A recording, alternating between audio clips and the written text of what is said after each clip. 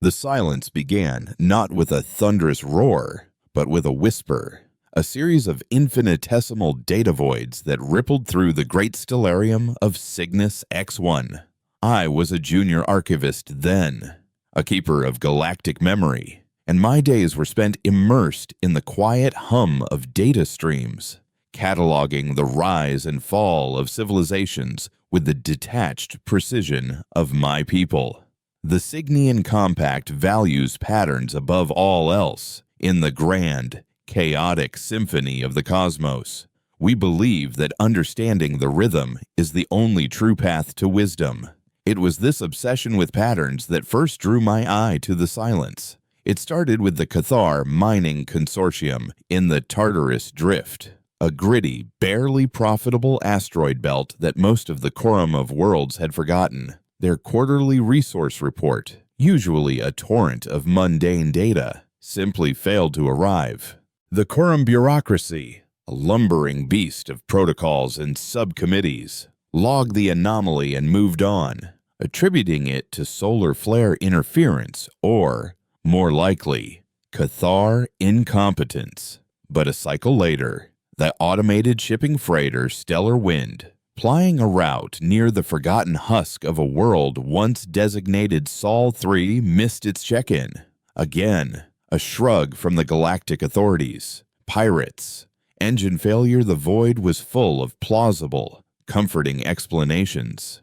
Then a deep space communications relay in the Oort cloud, a relic from a bygone era, went dark. 3 events, unrelated in scale, location, and species. Yet a faint, dissonant chord began to hum in the back of my mind. I plotted their coordinates on my personal holographic star chart, and a cold tendril of unease snaked its way up my spine.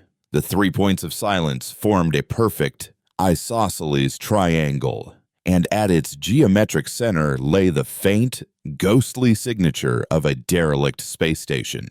The station's designation was old, almost archaic, Armstrong 7. It was human. Humanity. The name itself was a footnote in the Stellarium's archives, a cautionary tale told to young civilizations about the dangers of unchecked aggression and internal strife. The official quorum record was brief and dismissive of bipedal species from a high-gravity world, notable only for their meteoric rise and equally spectacular self-immolation. They had burst onto the galactic stage with crude fission-powered ships, a cacophony of warring factions calling themselves confederacies, alliances, and empires, all squabbling over a tiny, insignificant arm of the galaxy. They fought each other with a savagery that shocked even the Valkyr Dominion, a race whose entire culture was built on conquest. Then, just as suddenly as they had appeared, they had vanished. Their radio signals, once a chaotic storm of threats, propagandas, and desperate pleas, faded into static. The consensus was that they had finally succeeded in destroying themselves, their fractured era, as our historians called it, ending in a final, pathetic whimper. The Quorum had classified them as self-extinguishing 3 centuries ago and turned its attention to more pressing, more profitable matters. No one had visited their scorched home world or its handful of failed colonies since. There was nothing to gain from sifting through the ashes of a failed species. My superiors thought my growing obsession was a sign of intellectual eccentricity, a harmless but unproductive fixation. Archivist Kaelin, my mentor, Elder Lyra, had chirped, her feathered crest ruffling with gentle amusement. You are chasing ghosts. The humans were a cosmic flash in the pan. Tragic. Yes, irrelevant. Focus your attention on the ongoing Thraxian trade disputes. That is where real history is being made. But I couldn't let it go. That perfect triangle haunted my waking thoughts and my sleep cycles. Using my clearance, I began to delve deeper into the restricted archives, into the raw, uncurated data from the time of humanity's brief, violent appearance. The official histories were neat and tidy, but the raw data was anything but. I found fragmented reports from listening posts that bordered human space, reports that were quickly classified and buried by the quorum. They spoke of human technology that seemed to evolve in impossible leaps. One cycle, they were using kinetic weapons. A few cycles later, they were experimenting with localized reality warping. Their ships were described as ugly, asymmetrical things, bristling with an absurd number of weapons. Yet they were frighteningly effective. I found records of skirmishes incidents the quorum had officially blamed on pirates, where a single human frigate had held off a squadron of Valkyr destroyers before self-destructing in a blaze of defiance. The Valkyr, in their arrogance, had never admitted the truth of their losses. The most disturbing files I unearthed were the xenoanthropological studies, compiled from long-range observation and the occasional, disastrous first contact attempt. The reports painted a picture of a species defined by paradox. They were fiercely individualistic, yet capable of terrifying, selfless unity when threatened. They were sentimental and compassionate, yet they had perfected the art of genocide upon their own kind. Their curiosity was boundless, but it was a dangerous, reckless curiosity that drove them to split atoms and stare into black holes without fully comprehending the consequence. One analyst wrote, "They possess the emotional volatility of a dying star. To treat with them is to invite chaos. To ignore them is to risk being consumed by the eventual supernova." That last line was heavily redacted in the official summary, but I had found the original, uncensored log. The quorum hadn't just dismissed humanity, they had feared them. They had seen that supernova coming and had collectively decided to turn their backs, hoping it would burn itself out without scorching them. My investigation led me to the final, garbled distress call of the stellar wind. It had been logged as an equipment malfunction, its final data burst too corrupted to be of any use. But the stellarium misses nothing. Deep within its core, every fragment of data is preserved. It took me weeks, running complex restorative algorithms on my own time, but I finally managed to reconstruct a single, coherent packet from the freighter's last moments. It wasn't audio. It was a visual file from a forward-facing sensor array, lasting only a few seconds. The first second showed the star field, calm and empty. Then, something slid into view. It was a ship, but unlike any I had ever seen. It wasn't the sleek, elegant design of the Cygnian vessels or the brutalistly angular architecture of the Valkyr. This was a vision of geometric perfection and absolute menace. It was a massive, obsidian arrowhead, its surface utterly non-reflective, drinking in the light of distant stars. There were no visible weapon ports, no sensor dishes, no bridge. Its hull was a seamless expanse of black, broken only by thin, crimson lines of energy that pulsed with a slow, predatory rhythm. Like the circulatory system of some abyssal creature, it moved with an impossible silence, a complete lack of engine wash or gravitational distortion, as if it were not so much flying through space as it was willing space to move around it. It dwarfed the freighter, a leviathan next to a minnow. As the stellar wind's automated sensors tried to get a lock, the recording ended, but not before the ship turned slightly, revealing an insignia emblazoned on its hull. It was not one of the 100 squabbling emblems from humanity's fractured era. This was new. It was a stark white symbol, a stylized, abstract rendering of a raptor's skull, encased within a broken circle. It was a symbol of a predator that had broken its cage. A cold sweat beaded on my brow. My feathers felt slick and heavy. This was not the work of pirates. This was not a derelict ship.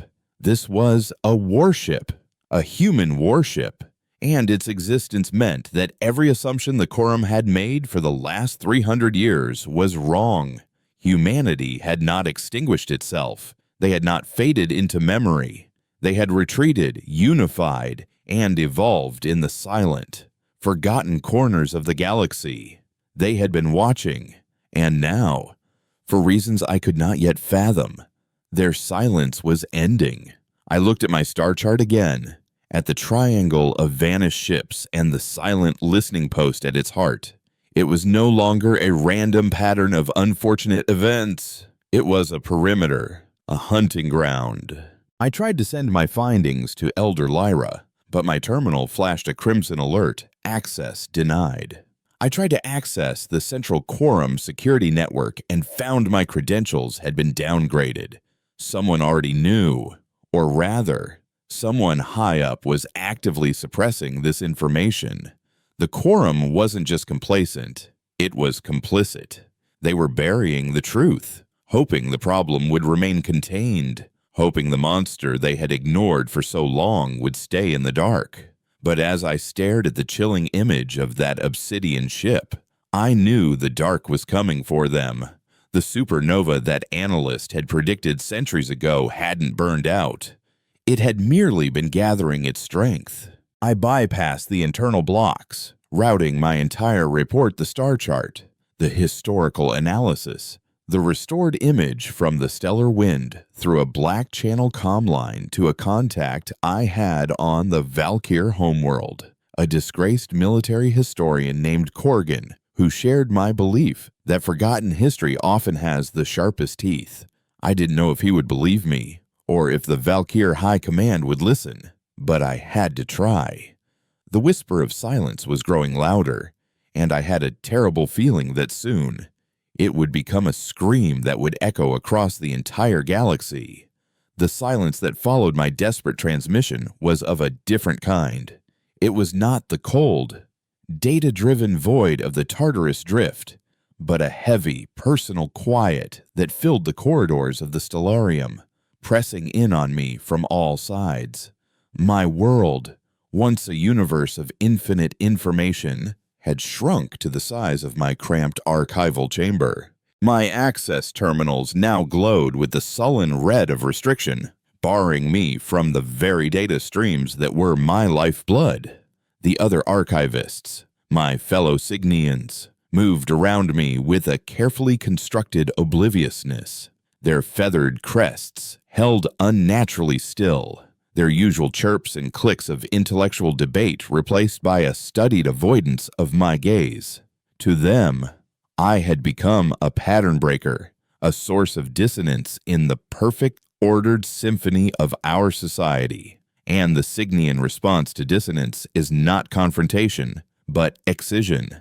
They were already editing me out of their reality. Elder Lyra was the one who made it official. She didn't summon me to her high perch in the central nexus. She came to my chamber, a gesture of intimacy that felt more like an executioner's final courtesy.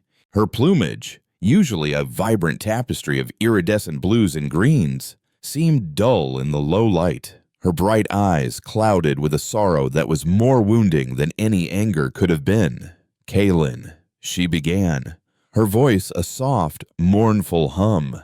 "You have violated the core tenets of the compact. You sought out discordant data. You amplified it, and you transmitted it beyond our authority.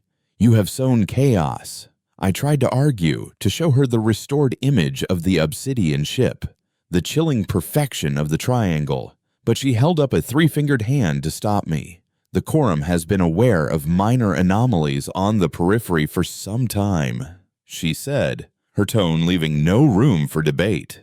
They have a containment strategy. It is not our place to interfere, to incite panic based on fragmented historical specters. Your actions were reckless. She stripped me of my rank then and there, my title of junior archivist revoked, my access to the Stellarium's core memory sealed. I was to be reassigned to the outer data vents, a menial task of filtering cosmic dust from the cooling systems, a job for the simple-minded and the disgraced. I was no longer a keeper of galactic memory. I was a janitor of its forgotten refuse. On the craggy, wind-swept mesas of Valkyria, Korgan of the Shattered Blade clan received my data burst not as a whisper, but as a thunderclap. Korgan was an outcast of a different sort. Where my crime was the pursuit of forbidden knowledge, his was the speaking of unwelcome truth. A brilliant strategist and historian in a culture that valued only victory, he had been cast out of the high command for authoring a treatise on the Valkyrs' strategic weaknesses, chief among them an arrogance so profound it bordered on blindness. He lived now in a stone hovel overlooking the rust-wind canyons, spending his days studying ancient battles and drinking the bitter, fermented sap of the local flora. My message arrived on his antiquated comm unit, a relic he kept for monitoring deep space chatter, and it electrified him, and the name human was a scar on the Valkyr psyche. He knew the official histories, the tales of a primitive species that had been easily swept aside, but like me, he had delved into the restricted military archives. He had read the sealed after-action reports from the skirmishes his people had denied. Reports that spoke of human pilots who fought with a suicidal fanaticism, of ships that defied known physics, and of a tactical ingenuity that bordered on precognition. He had seen the pattern, too, but lacked the evidence to connect the dots. My data packet was the Rosetta Stone for his suspicions. The image of that obsidian warship, that raptor skull, confirmed his darkest theories. This was not a remnant of the fractured era. This was the result of it.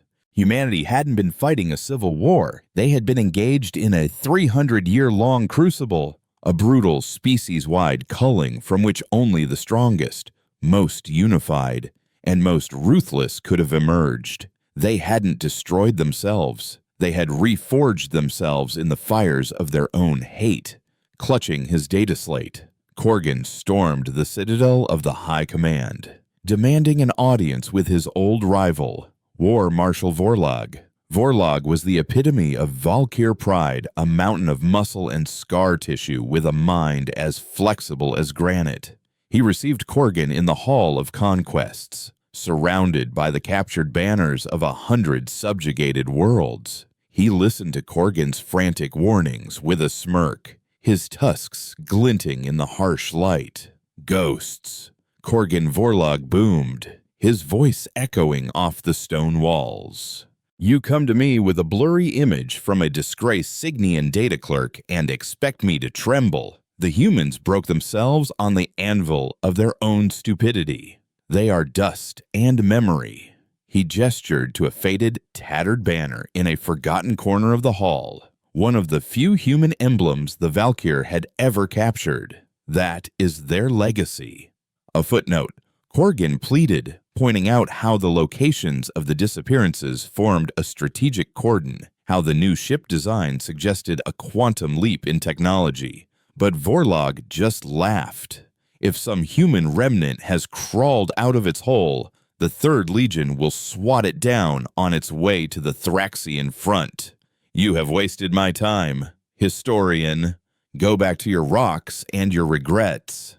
Korgan left the hall with the sting of humiliation in his throat and the cold certainty of doom in his heart.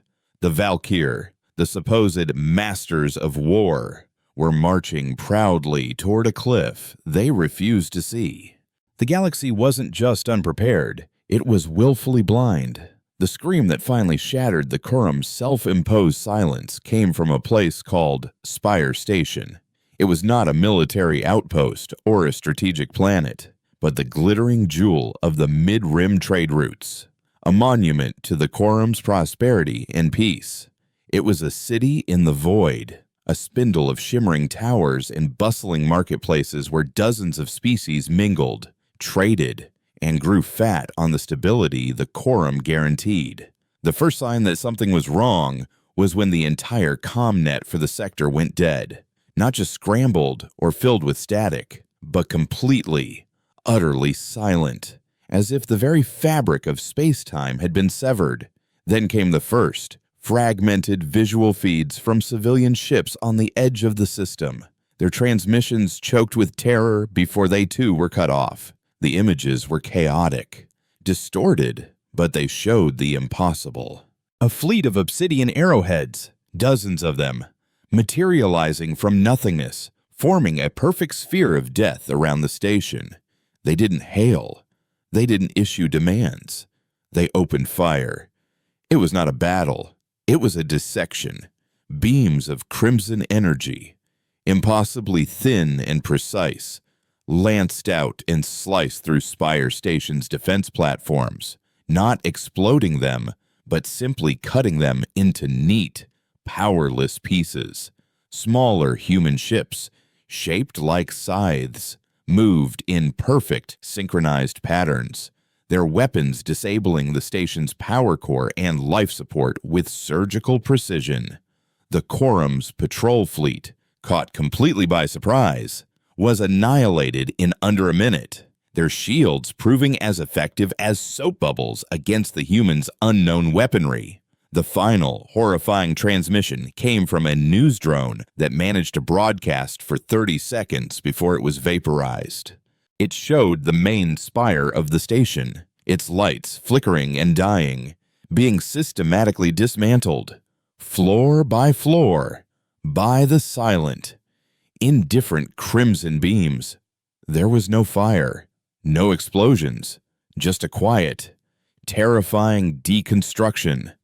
And on the hull of the lead dreadnought, dwarfing all the others, the drone's camera zoomed in on the symbol that now haunted my nightmares, the white raptor's skull in its broken circle. The news of Spire Station's fall broke through the Quorum's censorship like a tidal wave. Panic erupted across the galactic networks. The illusion of peace was shattered. This was not a pirate raid. This was a statement. The humans had not attacked a Valkyr war fleet or a Cygnian archive. They had targeted the heart of the galaxy's shared prosperity.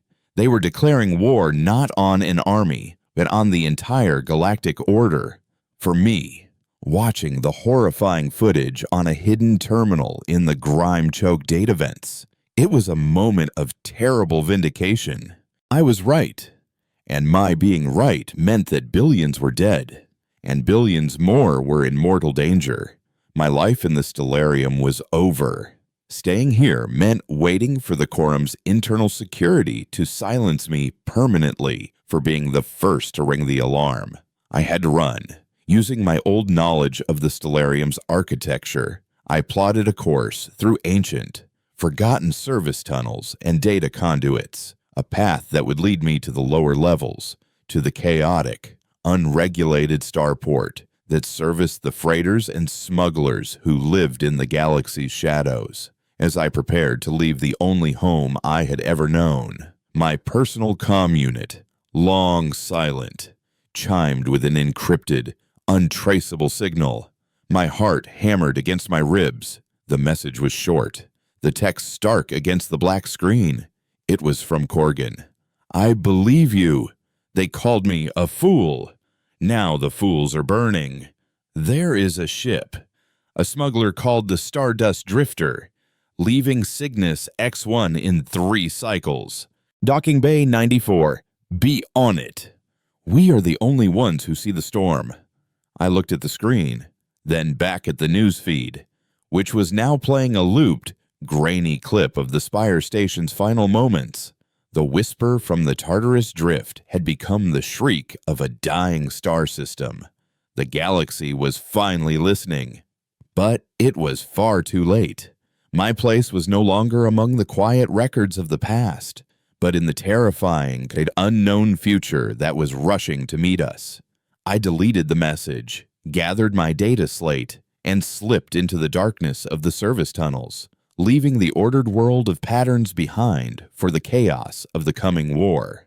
The journey to Docking Bay 94 was a descent through the forgotten layers of my own world. The Stellarium's upper levels were a realm of serene light, filtered air, and the gentle hum of perfectly maintained systems. The service tunnels were a different reality entirely. Here, the air was thick with the metallic tang of ozone and the cloying sweetness of leaking coolant, a scent that clung to my feathers and made my throat itch. Gravity plating whined and sputtered underfoot, and the only light came from the erratic flickering of emergency strips that cast long, dancing shadows. I moved through a world of grime and neglect, a physical manifestation of the truths the quorum worked so hard to polish away. The lower starport was a chaotic, roaring beast. It was a cacophony of 100 different languages, the hiss of hydraulic ramps, the bellow of freighter captains, and the desperate haggling of beings whose lives depended on the next cargo run. Here, quorum law was a polite fiction, replaced by the more immediate and brutal calculus of survival. My Signian features, a mark of intellectual nobility in the upper levels, drew suspicious stares and predatory glances. I was an anomaly, a creature of the light lost in the twilight world of the fringe. And I pulled the cheap, rough-spun hood of my borrowed cloak tighter, trying to make myself small and insignificant. Docking Bay 94 was at the far end of the most dilapidated pier, a place where the station's automated systems had long given up. The Stardust Drifter was exactly the kind of ship one would expect to find there. It was a battered, heavily modified light freighter, its hull a patchwork of mismatched plates and crude weld seams that spoke of a long, hard life. Scorch marks from close-run encounters with customs patrols, or worse, marred its flanks. It was ugly, asymmetrical, and looked like it was held together by little more than stubbornness and rust. It was perfect. A hulking, four-armed Xylosian blocked the ramp, his thick hide the color of slate and scarred with faded tattoos.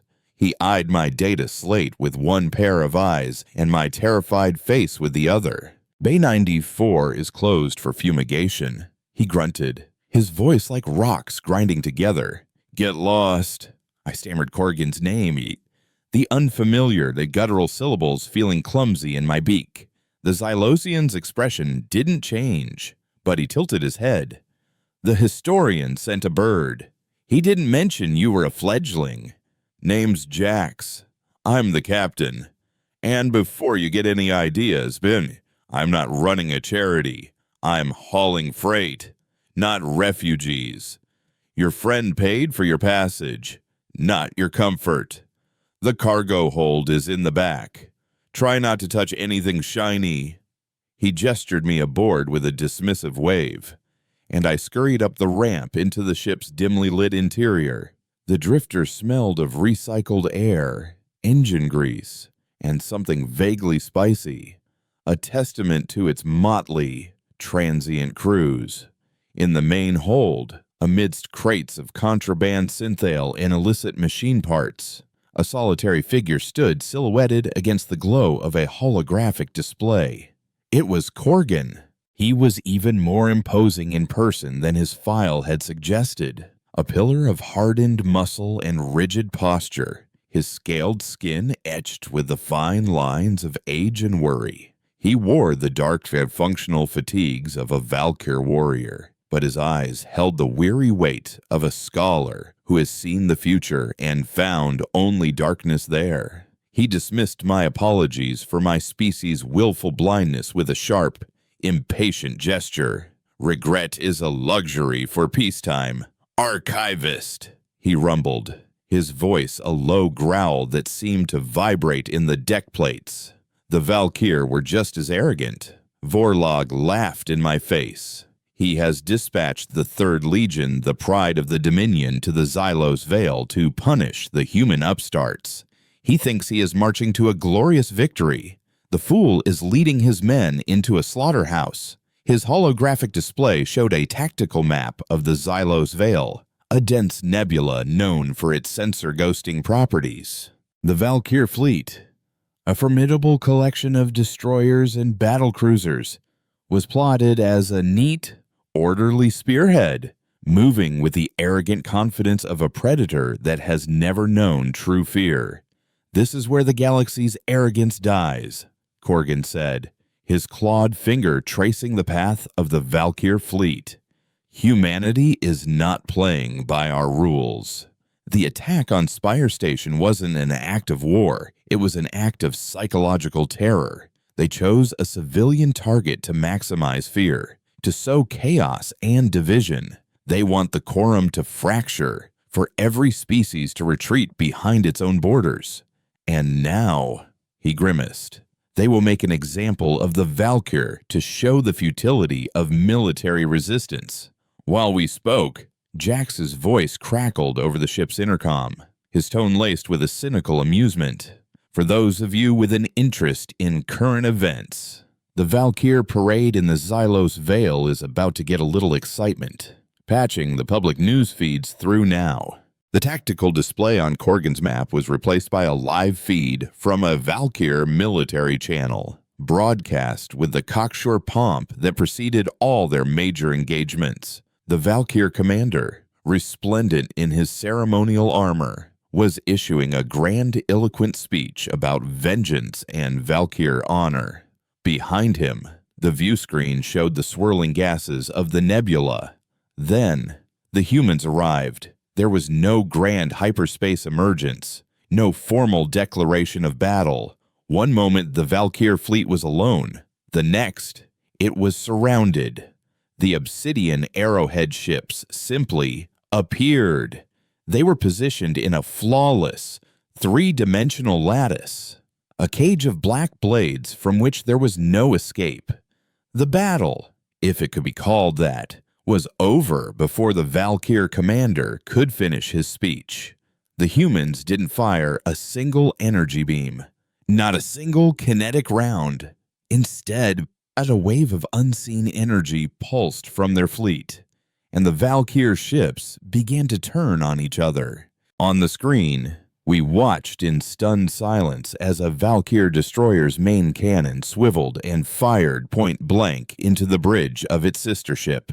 Formations broke as vessels, their automated systems hijacked, began firing indiscriminately at their closest allies. It was a symphony of chaos, a ballet of self-destruction orchestrated by a silent, invisible conductor. The Valkyr commander's face went from pompous pride to shocked disbelief, then to pure, unadulterated terror. His own ship's weapons began targeting the flagship beside it.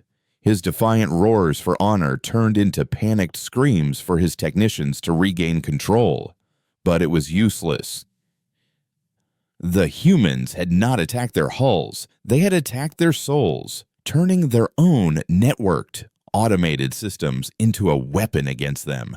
It was a virus, a ghost in their machines, and it reduced the pride of the Dominion to a panicked, circular firing squad. Korgan fell to his knees, his warrior's pride shattered, replaced by the hollow grief of a historian watching his people's doom become a footnote in someone else's history. "They didn't even fight them," he whispered, his voice cracking. "They made them devour themselves." When the last Valkyr ship had been disabled or destroyed by friendly fire, the human fleet moved. With the same terrifying precision they had used on Spire Station, they began methodically slicing the crippled vessels apart, ensuring there were no survivors, no black boxes, no witnesses to their new, horrifying form of warfare. The feed cut out, giving only the soft hum of the drifter's engines and the heavy sound of our breathing. The quorum dissolved into panicked finger-pointing. The Valkyr High Command, shamed and decimated, sealed its borders and refused all communication, turning inward to lick its wounds and, undoubtedly, to execute those who had overseen the disaster. The rest of the galaxy recoiled in terror, each system arming itself, trusting no one, seeing enemies in every shadow. The unity the humans had sought to shatter was gone, replaced by a galactic-wide agoraphobia. Jax's voice, devoid of its usual cynicism, came over the intercom again. a rare note of gravity in his tone. "Whatever you two are mixed up in, I hope you have a plan, because no one else does." We didn't have a plan, but we had a purpose. Warning the galaxy was a fool's errand. Fighting this new humanity head-on was suicide. If we were to have any hope, we needed to understand. We needed to know what had happened to them during their 3 centuries of silence. What had they become? What drove this cold, nihilistic crusade? The answer had to lie in their past, in the place where their self-imposed exile began. I pulled up my old star chart, the one with the triangle that had started it all. At its center was the derelict station, Armstrong 7, and beyond that, deeper in that forgotten sector, was a faint, yellow star. "Jax," I said, my voice finding a resolve I didn't know I possessed. "Set a course for a system designated on the old charts as Sol." Corgan looked up, his eyes burning with a new, desperate fire. "We are going into the heart of the beast." "No," I corrected, looking at the image of the raptor's skull still burned into my memory. "We are going into the nest. We have to find out how the ghosts of a fractured species learn to hunt as one." The Sol system was a graveyard, as the Stardust Drifter translated from the unreal, shimmering void of hyperspace into the stark reality of normal space. The view that greeted us was not one of a thriving homeworld, but of a meticulously curated tomb. The outer planets were scarred with the pockmarks of ancient, civilization-ending weaponry. Mars, the 4th planet, was cracked open like a geode, its once red surface now a cauterized black crust from which plumes of frozen atmosphere still vented into the void. A vast, silent debris field, denser than any natural asteroid belt, formed a glittering ring of shattered starships and orbital stations around the system's 3rd planet. This was not the aftermath of a war. This was the result of a systematic, obsessive erasure of a past. It was as if humanity had looked upon its own history, its fractured era, and decided to burn the archives with atomic fire. Jax, a being who had navigated the galaxy's most dangerous asteroid fields and piratical ambushes, was uncharacteristically silent at the helm. He guided the Drifter through the spectral fleet of dead ships with a reverence usually reserved for holy sites. "Whatever they did to each other here," he finally murmured, his 4 hands moving delicately over the controls. "They didn't want anyone else to see it." Corgan stood beside me at the main viewport, his face a mask of grim fascination. "This is the Crucible," he breathed, his scholar's mind analyzing the scene with a chilling detachment. "This is where the 1,000 squabbling tribes died, and the single pack was born. Our destination was the 3rd planet, the one the old charts called Earth. From orbit, it was a ruin of heartbreaking beauty. Its ocean, once a vibrant blue, were now a murky, chemical gray. Its continents were blasted landscapes of glass deserts and irradiated plains, where the ghostly outlines of dead cities could still be seen. Yet, amidst the desolation, there was an undeniable sign of life. A single, colossal structure dominated the planet's northern hemisphere, a latticework of impossible scale that stretched from the surface into the upper atmosphere. It was a city, but not a city of sprawling suburbs and chaotic streets. This was a single, unified construct of black metal and crimson light, a perfect and terrifying echo of the Obsidian warships. It was a hive, a nexus, a place of singular, monolithic purpose, and it was broadcasting a signal, not a broad, welcoming hail, but a tight beam, encrypted handshake protocol, an invitation meant only for those who knew the proper response. It was a signal of homecoming, "They're not broadcasting on any quorum frequencies," Jax reported from the bridge, his voice tight with tension. "This is something else. Old, military grade. I can't slice it, but I can mimic the initial part of the code. It might buy us a few minutes before they realize we're not one of theirs." "Do it," Corgan ordered. "Take us in, slow and steady. We are no longer a freighter. We are a ghost, returning to its tomb." As we descended through the sickly brown atmosphere, the true nature of the city became apparent. It wasn't built on the planet. It was built into it. The structure plunged deep into the Earth's crust, drawing geothermal energy directly from the planet's wounded heart. There were no parks, no open spaces, no signs of individual life. There were only hangars, docking spires, and massive industrial forges that glowed with the heat of starship manufacturing. This wasn't a home. It was a factory, a war machine's womb. We were guided by automated flight corridors into a vast, subterranean docking bay, large enough to swallow a fleet. The moment our landing struts made contact, the bay doors sealed shut, plunging us into a temporary darkness before the cold, sterile light of the human city flooded the space. Our welcome was not a party of diplomats, but a silent, perfectly synchronized phalanx of soldiers. They were clad in the same black, seamless armor as their ships, their faces hidden behind reflective, impassive visors shaped like the raptor's skull. They moved with an eerie, unnatural grace, their weapons held at a low ready, their posture identical down to the last millimeter. There was no shouted command, no radio chatter. They moved as one, a single organism in 100 bodies. They surrounded the drifter, their silence more intimidating than any war cry. Our comm crackled to life.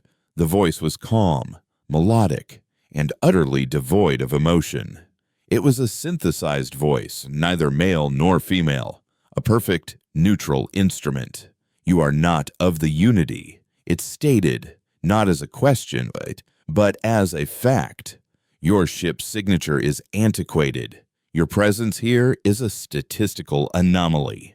State your purpose before your anomaly is corrected." Before Corgan or I could formulate a response that wouldn't get us instantly vaporized, a new figure emerged from the ranks of the soldiers. This being was different.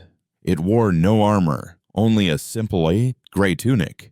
It was humanoid, impossibly slender, with skin the color of polished marble. Its head was hairless, its features subtle and androgynous, but its most striking feature was its eyes. They were large, black, and depthless, like pools of liquid night. It drifted rather than walked, its feet seeming not to touch the metal floor. When it spoke, the voice was not the synthesized tone from the comm, but a chorus of voices, 1,000 whispers speaking in perfect unison from its single mouth. The archivist and the historian. The being said, its black eyes seeming to look through the hull of our ship and directly into our souls. "The pattern seeker and the truth speaker. We have been observing you since your patterns first diverged from the predictable stream. Your curiosity is a flaw, but it is a flaw that has brought you to the core of the equation. We are the chorus. We are the consciousness of the unity. We are what humanity has become." Corgan stepped forward, his hand resting near the hilt of the ceremonial blade at his side, a gesture of defiance that was both brave and utterly futile. "You slaughtered billions," he growled. "You have declared war on the galaxy for sins centuries old." The chorus tilted its head, an unnervingly fluid motion. "Sins are not forgotten. They are data points in a threat assessment algorithm. The quorum, the Valkyrie, your entire galactic order, was deemed a terminal threat to human perpetuity. Your stagnation, your arrogance, your casual cruelty, You were a cancer. We are the cure. We were led from our ship, not as prisoners, but as specimens, escorted by the silent soldiers into the heart of the Hive City. The interior was a vast, silent cathedral of technology. There were no crowds, no signs of the chaotic, teeming masses that had defined old humanity. There were only the silent, armored soldiers and the occasional, drifting figure of a chorus member. The air hummed with a low, resonant frequency that seemed to vibrate in my bones, a feeling of immense, slumbering power. We were brought to a chamber that seemed to have been carved from a single piece of obsidian. The walls shimmered, displaying not images, but flowing streams of pure data, a visual representation of a consciousness that encompassed an entire species.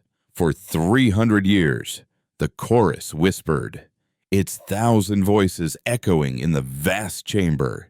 Humanity tore itself apart. We called it the Crucible. We fought with ideologies, with resources, with genetics, with every weapon we could devise. We learned our own weaknesses with an intimacy no alien species could ever achieve. We learned that individuality, the very trait our ancestors prized, was our greatest flaw. It leads to ego, to dissent, to weakness. It is an inefficient variable in the equation of survival. The data streams on the walls shifted, flowing horrifying, waiting images from the Crucible cities turned to ash. Soldiers in gene wars, minds shattered by psychic weapons. From the chaos, a new philosophy emerged. The chorus continued. Project Dominion, the systematic integration of every human mind into a single, unified consciousness. We did not conquer ourselves. We subsumed ourselves. We shed the flawed, chaotic shell of the individual to become a part of something perfect, something eternal. The passions, the fears, the selfish desires that drove our ancestors to ruin, they are gone. There is only the unity. There is only the cold, clear logic of survival. I looked at this being, this beautiful, terrifying ghost of humanity, and I finally understood. This wasn't an act of revenge. Revenge is a passion, an emotion. This was an act of sanitation. They were not conquerors. They were exterminators, pruning the chaotic garden of the galaxy according to a cold, ruthless logic born from their own self-inflicted hell. So, what are we? I asked. My own voice a faint, trembling whisper against their chorus. Why are we still alive? The chorus's depthless black eyes fixed on me. You are an interesting anomaly, a variable. The archivist who saw a pattern no one else did. The warrior who spoke truth to the deaf. You represent a form of consciousness that is inefficient, yet persistent. We wish to study you before your variable is removed from the equation. It was then that a new thought, colder and more terrifying than any other, entered my mind. They hadn't brought us here to kill us. They had brought us here to dissect us, to understand us, and then, perhaps, to integrate us. The study began not with instruments or scalpels, but with a silent, invasive curiosity. In the obsidian chamber, the chorus's 1,000-voiced whisper seeped into our minds, a current of pure inquiry that bypassed our ears and resonated directly with our thoughts. It sifted through my memories of the Stellarium with a dispassionate touch, cataloging my fascination with patterns, my fear of dissonance, my quiet pride in uncovering a forgotten truth. It explored Corgan's mind with the same unnerving calm, analyzing the rigid codes of Valkyr honor, the bitter sting of his exile, the warrior's grief for his self-immolating people. We were open books, our deepest motivations laid bare and classified as predictable emotional responses. footnotes in the grand, logical thesis of the unity.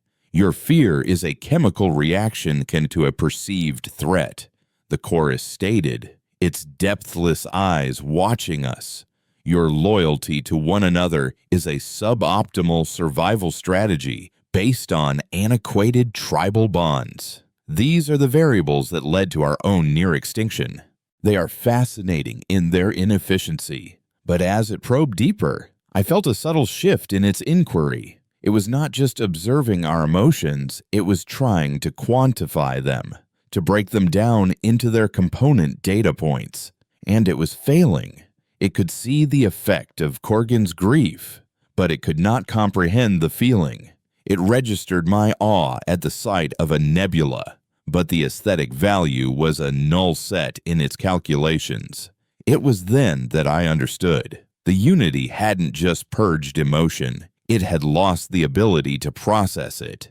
It had the complete works of its greatest poets, but it could no longer understand the poetry. It possessed a perfect, high-fidelity recording of every symphony its ancestors had ever composed, but it could no longer hear the music. In its obsessive quest for logical purity, it had rendered itself colorblind to the entire spectrum of existence. You have archived your entire history, I said, my voice shaking but finding a strange new strength. Every piece of art, every philosophical text, every personal letter from your fractured era. You have the data, but you have severed it from its meaning.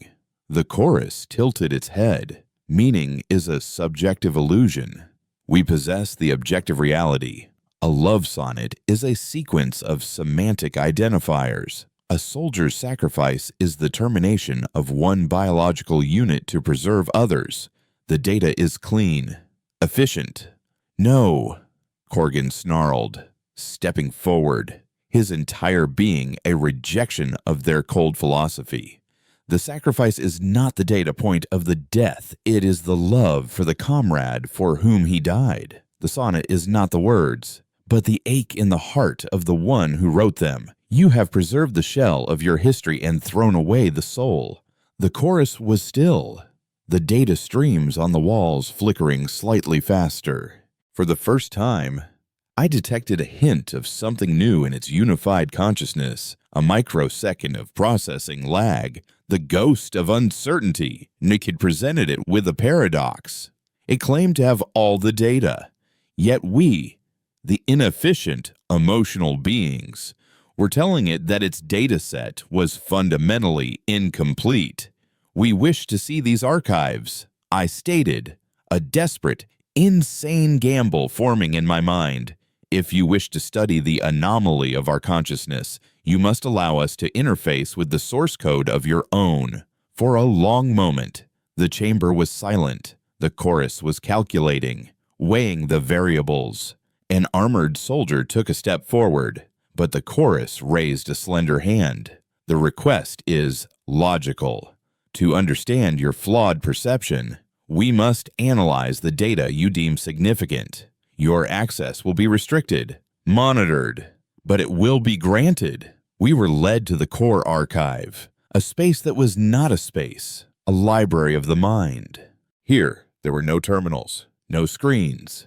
We stood on a platform in a sphere of pure light, and the history of humanity was a universe of glowing motes around us. Each mote was a memory, a piece of art, a scientific discovery, a life. With the guidance of the chorus, I reached out with my mind, not to delete or corrupt, but to connect. I was an archivist. My purpose was to restore context. I found the file for a simple nursery rhyme sung by a mother in the last moments before a nuclear blast consumed her city. The Unity had it cataloged as an auditory file, low strategic value. I linked it to the data points of the mother's love, her terror, her desperate hope that her child would not be afraid. I found the schematics for a primitive space probe, the one they called Voyager. The Unity had it filed under obsolete technology. I reconnected it to the boundless, irrational, beautiful curiosity that had flung that tiny machine into the unknown. A message in a bottle from a species that dared to dream. Corgan, beside me, did the same. But where I connected data, he connected spirit. He found the records of their greatest heroes and their most reviled villains, of their selfless saints and their genocidal tyrants. He forced the chorus to see not just the actions, but the flawed, passionate, contradictory humanity behind them. We were not hacking their system, we were reminding it of what it was. We took the ghost in their machine and gave it a voice. We gave it 1 billion voices. The effect was catastrophic. The chorus, which had stood serenely in the center of the archive, suddenly cried out. It was not the unified whisper of 1 billion minds, but a discordant shriek of 1 billion individuals. The data streams on the chamber walls devolved into a chaotic storm of disconnected images and sounds, a baby's laughter, a lover's betrayal, the roar of a concert crowd, the silent terror of a grieving father, the triumphant shout of a scientist making a breakthrough, the single, perfect note of the unity shattered into 1 billion dissonant, painful, glorious notes. The armored soldiers in the docking bay froze, their perfect formations breaking as a tremor of confusion ran through the hive mind. Some dropped their weapons. One raised its hands to its helmet, as if trying to block out a sudden, unbearable noise. On the bridge of the drifter, an alarm blared as the docking bay's power systems flickered erratically. "Whatever you're doing, do it faster!" Jax's voice yelled over the comm. "The whole damn city is having a seizure." The chorus entity collapsed to the floor, its body convulsing. Its single, calm face was now a flickering montage of 1,000 faces from its own forgotten past, old, young, male, female, racked with agony, alight with joy. The pain that they screamed, the chorus of whispers now a cacophony of suffering, the inefficiency, the illogical, beautiful pain. The hive city groaned around us, the sound of a god tearing itself apart from the inside. Corgan grabbed me, pulling me back toward the platform. "Kaylin, we have to go, now." As we fled the archive, the last thing I heard was not the unified whisper of the chorus, but a single, clear, individual voice. A young woman's voice, crying out from within the gestalt. Did we do the right thing? Jax had the engines primed. The moment we were aboard, he blasted the drifter out of the docking bay, ignoring the chaotic, uncoordinated weapons fire from the few soldier drones still functioning. We ascended through the brown sky and into the silent graveyard of orbit. We looked back at Earth. The colossal hive city was no longer glowing with a steady, crimson light. It was flickering, spasming with a chaotic strobe of multicolored energy, a brain aneurysm on a planetary scale. The tight beam signal of the unity was gone. In its place was a chaotic, rising storm of electromagnetic noise, uncoordinated transmissions, fragments of music, panicked voices, angry shouts, the cacophony of individuality reborn. The war was over. The human fleets, their central consciousness shattered, went silent across the galaxy. Some simply drifted, their crews catatonic. Others, we later learned, turned on each other, ancient, pre-crucible factions re-emerging in an instant. Humanity's relentless advance had ceased, not because we had defeated them, but because we had forced them to fight a far more important war, the war with themselves. Aboard the Stardust Drifter, drifting in the silence, we watched the broken species we had just unleashed back upon itself. Corgan looked at me, his hard face etched with a profound, weary sadness. "We stopped a genocide," he said, But what if we created a new fractured era? Have we just reset the clock on their self-destruction? I looked at the chaotic signals emanating from the wounded world below. I, the seeker of patterns, had shattered the most perfect, most terrible pattern of all. In its place was only chaos. And yet, it was the chaos of a painting, the chaos of a symphony, the chaos of life itself. I don't know, I admitted, my voice barely a whisper. But for the first time in 300 years, they have a choice. And choice, in all its inefficiency, is the only data point that truly matters. We had not brought peace, but we had brought a future, uncertain and terrifying as it was. We turned the drifter around and set a course for the shattered, waiting galaxy, leaving humanity to the mercy of its own rediscovered, beautifully flawed heart.